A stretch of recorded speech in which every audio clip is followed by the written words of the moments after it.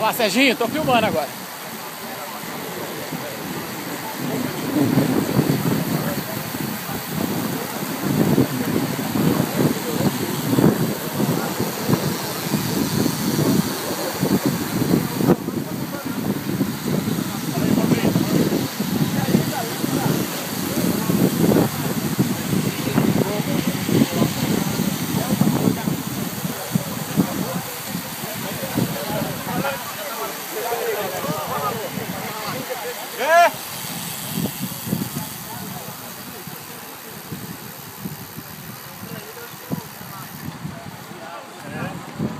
Esse é o pelotão em homenagem ao João, que infelizmente não está mais entre nós.